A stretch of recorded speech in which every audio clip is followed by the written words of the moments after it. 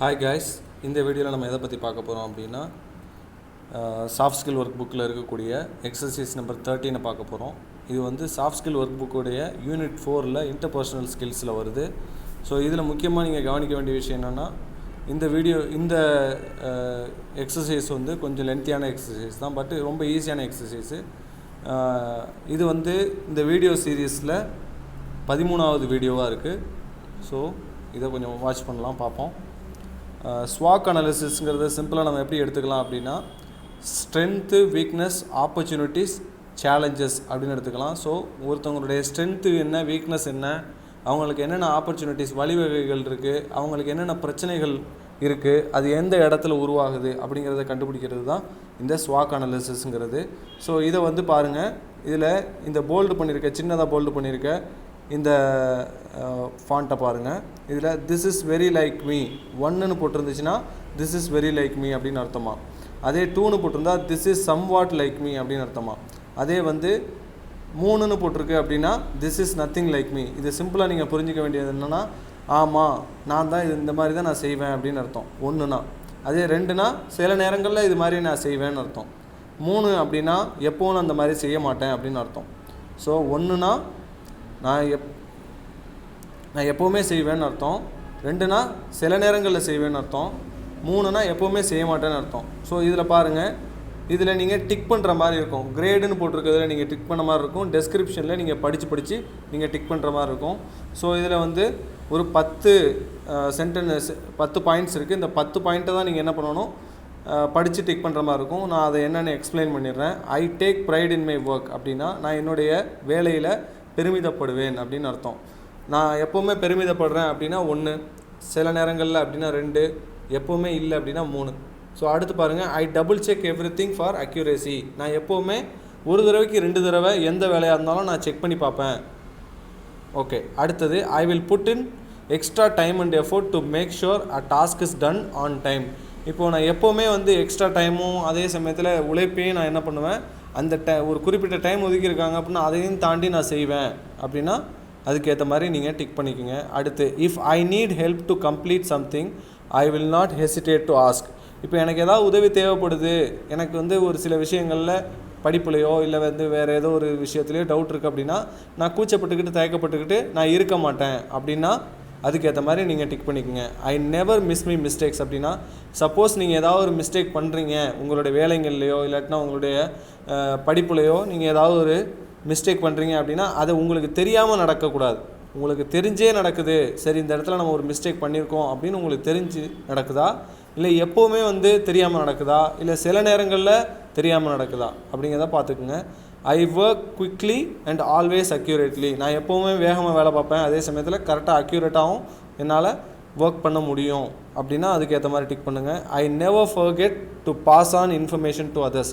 நான் எப்போவுமே என்கிட்ட ஒரு விஷயத்த சொன்னாங்க, இதை வந்து மற்றவங்கள்ட்ட சொல்லிடுங்க அப்படின்னு சொன்னாங்கன்னா அதை நான் கரெக்டான டைமிங்கில் நான் வந்து அதை சொல்லிடுவேன் அப்படின்னா அதுக்கேற்ற மாதிரி நீங்கள் டிக் பண்ணிக்கோங்க. அடுத்து I always check my work அப்படின்னா நான் எப்போவுமே என்னுடைய வேலைகளை சரி பார்ப்பேன்.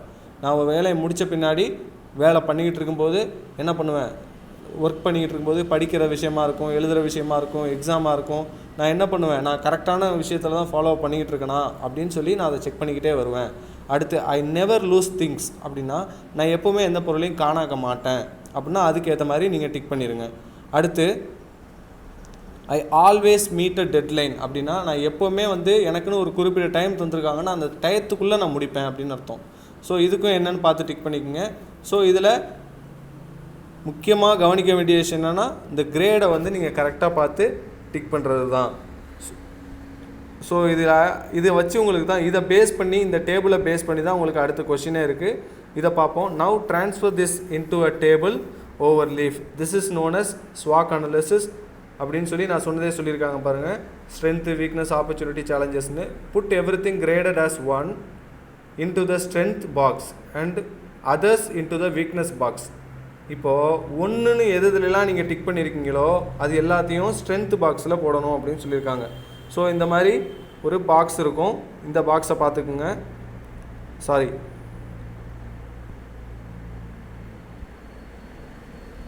இதில் பார்த்துக்குங்க, இந்த ஸ்ட்ரென்த்து வீக்னஸ்ங்கிறதுல வந்து 1ன்னு இருக்கிறத ஃபுல்லாக எடுத்து இந்த ஸ்ட்ரென்த்தில் போட்டுக்குங்க. அதே மாதிரி 2, 3ன்னு நீங்கள் கிரேடு பண்ணி வச்சுருக்கிறதுலாம் வீக்னஸில் போட்டுக்குங்க. அதுக்கடுத்து இந்த ஸ்ட்ரென்த்து எதை பேஸ் பண்ணி இருந்துச்சு அப்படின்னு பாருங்கள். அதில் வந்து ஆப்பர்ச்சுனிட்டிஸ், அதில் பார்த்தீங்கன்னா ஸ்கூலு, காலேஜ் இதெல்லாம் உங்களுக்கு ஒரு ஆப்பர்ச்சுனிட்டியாக இருந்திருக்கு. அதே மாதிரி உங்களுடைய பேரண்ட்ஸ் உங்களுக்கு ரொம்ப சப்போர்ட்டிவாக இருந்திருக்காங்க. இன்டர்நெட் மூலமாக நீங்கள் நிறைய லேர்ன் பண்ணியிருப்பீங்க. ஸோ டு டூ லிஸ்ட் இந்த மாதிரி என்ன பண்ணணும் ஏது பண்ணணும்னு ஒரு பிளானிங் பண்ணி வச்சுருப்பீங்க, ப்ராப்பர் பிளானிங் பண்ணி வச்சுருப்பீங்க. அதுக்காக நீங்கள் என்ன பண்ணியிருப்பீங்க, நோட்ஸ் ப்ரிப்பேர் பண்ணி வச்சுருந்துருப்பீங்க. ஸோ இந்த மாதிரி விஷயங்கள் எல்லாமே உங்களுக்கு ஒரு வாய்ப்புகளாக இருந்திருக்கு. ஸோ அதனால தான் இதெல்லாம் உங்களுக்கு ஸ்ட்ரென்த்தாக இருக்குது. வீக்னஸ்ன்னு பாருங்கள், எதெல்லாம் உங்களால் செய்ய முடியாமல் போச்சோ, இல்லாட்டினா எதெல்லாம் உங்களால் கரெக்டாக கோப்பப் பண்ண முடியாமல் போச்சோ அது எல்லாமே வீக்னஸ்ஸு. அந்த வீக்னஸ்க்கான காரணம் என்ன அப்படின்னு பாருங்கள். இதில் ஃபஸ்ட்டு பாருங்கள், சேலஞ்சஸ்ன்னு இருக்குது. இந்த சேலஞ்சஸில் உங்கள் ஃப்ரெண்ட்ஸு, ஃபேமிலி, சம்டைம்ஸ் ஒர்க்குனாலேயோ இல்லாட்டினா வேறு வேலைங்களை ஏவுனதுனாலையோ உங்களால் ஞாபகம் வச்சுக்க முடியாமல் போயிருக்கலாம், அந்த வேலைகளை கரெக்டாக செய்ய முடியாமல் போயிருக்கலாம்.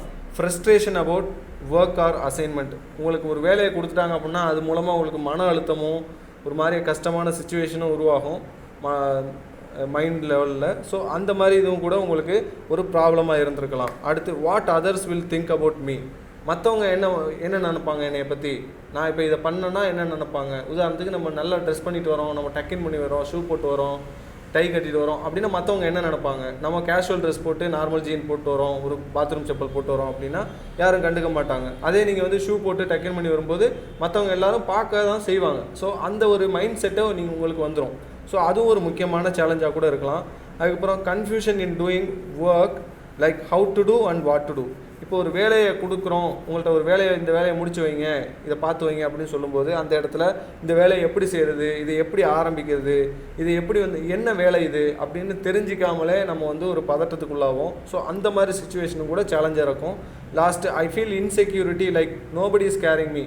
இப்போ வந்து நீங்கள் ஃபேமிலியோடு இருக்கலாம், ஃப்ரெண்ட்ஸோடு இருக்கலாம், ரொம்ப க்ளோஸாக இருக்கலாம், பட் ஆனாலுமே உங்களுக்கு ஒரு கஷ்டமாக இருக்கும், யாருமே நம்மளை கவனிக்கிறதுக்கு இல்லை அப்படிங்கிற ஒரு ஃபீல் இருக்கும். ஸோ இதுவும் கூட ஒரு விதமான பிரச்சனையாக இருக்கும்.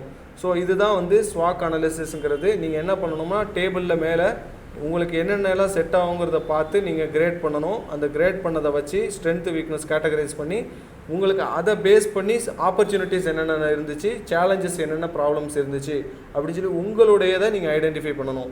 ஸோ ரொம்ப ஈஸியான எக்ஸசைஸ் தான். இதை பண்ணி முடிச்சிட்டிங்கனாலே உங்களுக்கு நிறையா உங்களை பற்றியான விஷயங்கள் தெரியும். உங்களுடைய டெவலப்மெண்ட் ரீதியாக நீங்கள் என்னென்ன கற்றுக்கணுங்கிறதும் உங்களுக்கு தெரியும். ஸோ இவ்வளவு தான் இந்த எக்ஸசைஸில் உள்ள விஷயம். தேங்க்ஸ் ஃபார் வாட்சிங் my video. Exercise number 13 over ஆயிடுச்சு.